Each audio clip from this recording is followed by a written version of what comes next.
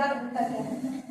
हमारे संविधान द्वारा सभी नागरिकों को प्रदान किए गए मूलभूत अधिकार और स्वतंत्रताएं जो है वो मौलिक अधिकार कहलाते हैं। समझ गए?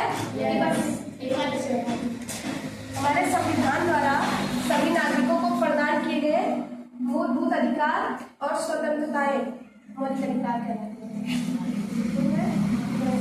अब हम लोग इसका देखेंगे महत्व क्या होता है। मौलिक अधिकार का महत्व क्या है, इसका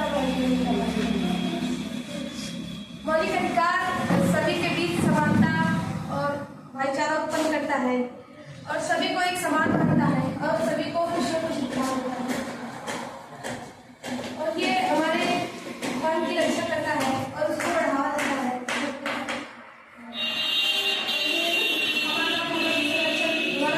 सुरक्षा करता है। इसके बाद देखेंगे कि हमें मतलब हमारे संविधान ने हमें कितने मौलिक अधिकार बना दिए। तो हमारे संविधान ने हमें 6 मौलिक अधिकार बना दिए। कितने किए हैं? 6 मौलिक अधिकार बना दिए। किसी को पता है? बताओ। समानता का अधिकार, सुरक्षा का अधिकार, शोषण का अधिकार, आधारित का, शिक्षा का अधिकार, पहला क्या है? समानता का अधिकार। समानता का अधिकार।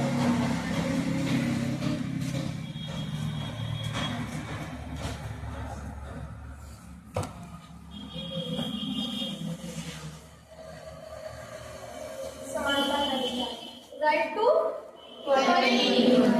ये है आर्टिकल 14 से 18। कितने आर्टिकल से है? 14। समानता का अधिकार ये बताता है कि सभी लोग आपस में बराबर हैं।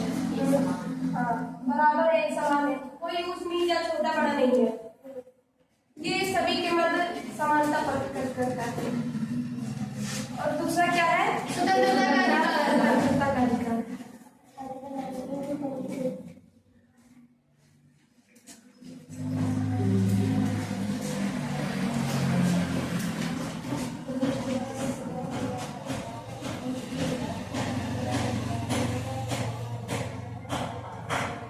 ये आर्टिकल 19 से 22 है स्वतंत्रता का। स्वतंत्रता का अधिकार एक समानता का अधिकार मतलब हमारे बीच समानता प्रकट करता है और ये बताता है कि हम सभी लोग आपस में समान हैं, कोई भेदभाव नहीं करेगा। समानता का अधिकार होता है और भेदभाव भी 2 प्रकार के होते हैं। एक होता है पॉजिटिव डिस्क्रिमिनेशन, एक होता है निगेटिव डिस्क्रिमिनेशन। पॉजिटिव डिस्क्रिमिनेशन ये होता है कि अगर कोई आपको बीमारी है तो मतलब हम आपको न छुए, तो ये हो गया पॉजिटिव डिस्क्रिमिनेशन। और निगेटिव डिस्क्रिमिनेशन ये होता है कि मान लो कि आप ये कह के कोई छूट करे कि आप नीच जाति के हो या उच्च जाति के हो, हम आपके साथ नहीं कर सकते, ये हो गया निगेटिव डिस्क्रिमिनेशन। ये समानता का अधिकार होता है आर्टिकल 14 से 18। अब हम देखेंगे स्वतंत्रता का अधिकार 19 से 22 तक।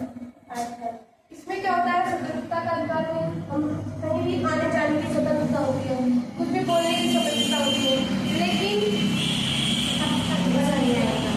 जो भी कुछ है कौन सा ये स्वतंत्रता का अधिकार ये बताता है कि कहीं भी आने जाने की स्वतंत्रता, मतलब अपने देश में कहीं भी तुम आ जा सकते हो, कहीं भी रह सकते हो, निवास करने की स्वतंत्रता और बोलने की स्वतंत्रता, लेकिन तब तक कि जब तक किसी को बुरा न लगे। बोलने की स्वतंत्रता है लेकिन आप ये नहीं कि किसी को अपशब्द बोले, किसी को बुरा लगे, ये नहीं बोलना है, किसी को बुरा नहीं लगना चाहिए। और स्वतंत्रता का अधिकार, जाने की स्वतंत्रता, लेकिन किसी के घर में तो हम बिना इजाजत के नहीं रह सकते, नहीं जा सकते, लेकिन अपने देश में कहीं भी निवास कर सकते हैं, आ जा सकते हैं। और तीसरा शोषण के विरुद्ध अधिकार, शोषण के विरुद्ध अधिकार।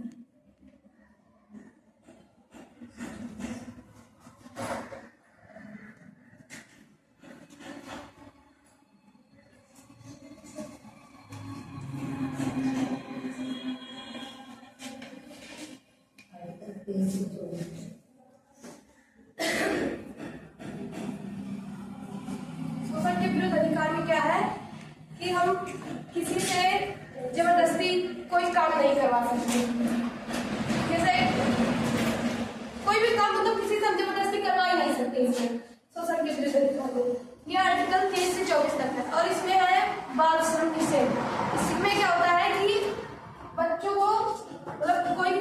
करने के लिए कहीं जो यहाँ पे जैसे फैक्ट्री वैक्ट्री हो गई, यहाँ पे बच्चों को काम करने से नुकसान हो सकता है उनके स्वास्थ्य को, तो यहाँ पे बच्चों को नहीं भेज सकते जहाँ पे उनको नुकसान पहुंचता है।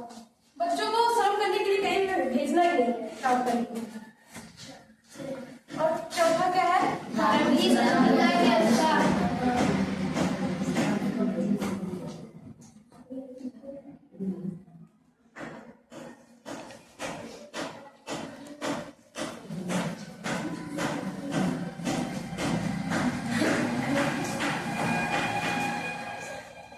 ये आर्टिकल कितने? 28 तक है।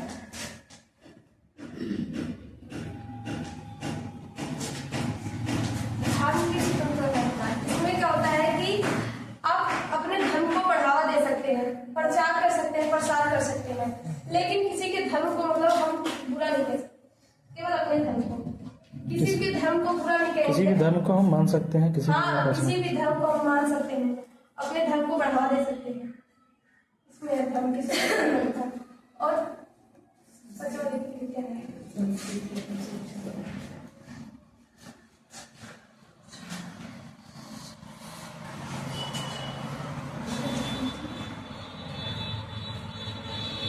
शिक्षा का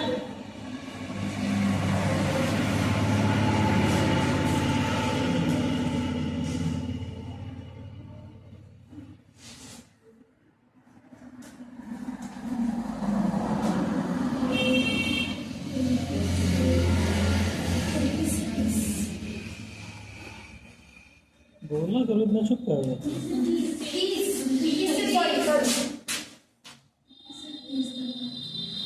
आर्टिकल कितने से है? 29 से 30 शिक्षा का अधिकार। इसमें क्या है?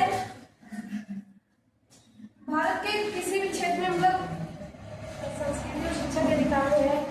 शिक्षा हाँ, हम लोग कोई शिक्षा